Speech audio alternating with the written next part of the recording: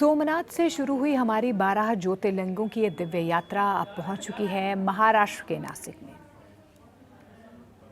ब्रह्मागिरी पर्वत की तलहटी में बसे उस पवित्र स्थान पर जहां पर विराजमान है भगवान त्र्यंबकेश्वर।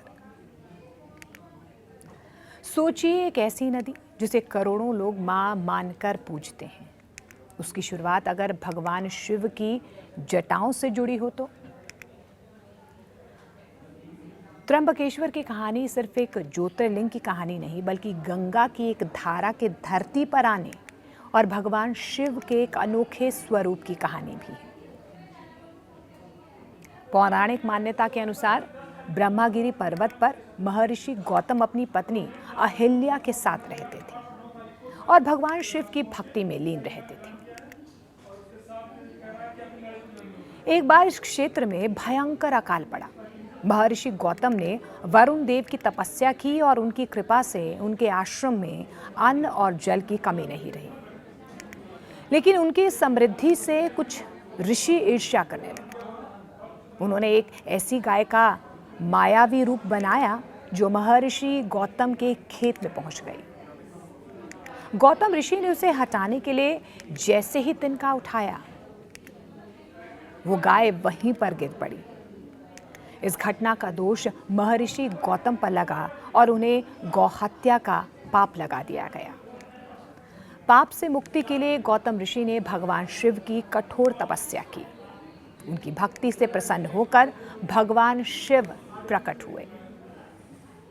ऋषि ने उनसे उस पाप से मुक्ति और पवित्र जल की प्रार्थना की। तब भगवान शिव ने गंगा को धरती पर आने का आदेश दिया। यही धारा आगे चलकर गोदावरी के रूप में प्रसिद्ध हुई। भक्तों के आग्रह पर भगवान शिव ने भी इसी क्षेत्र में ज्योतिर्लिंग रूप में निवास किया और कहलाए त्र्यंबकेश्वर। त्र्यंबकेश्वर की सबसे खास बात यही है कि यहाँ पर भगवान शिव की आराधना के साथ गोदावरी नदी के उद्गम का भी विशेष महत्व है। ब्रह्मागिरी पर्वत को गोदावरी का उद्गम स्थल माना जाता है और इसी वजह से ये पूरा क्षेत्र सदियों से तीर्थ और साधना की भूमि में रहा है। और त्र्यंबकेश्वर नाम भी अपने आप में ही खास है। त्र्यंब यानी कि 3 नेत्रों वाले भगवान शिव। ये नाम शिव के स्वरूप की याद दिलाता है, जो सृष्टि को देखने, समझने और आवश्यकता पड़ने पर उसका संतुलन बनाए रखने वाली शक्ति का प्रतीक है।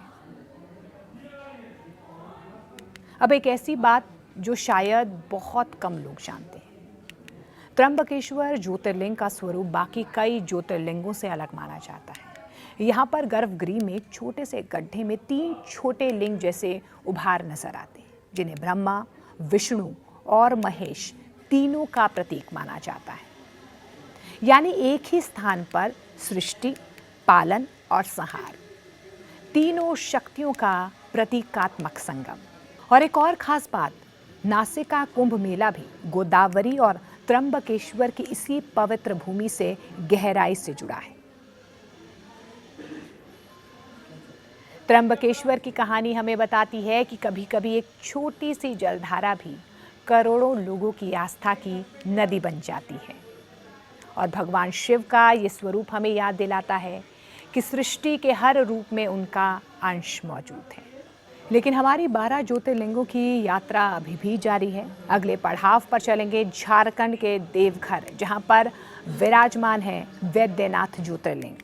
यहाँ की कहानी में है रावण की तपस्या, भगवान शिव से मिला वरदान और एक ऐसा मोड़ जिसने शिवलिंग को हमेशा के लिए इसी धरती पर स्थापित कर दिया।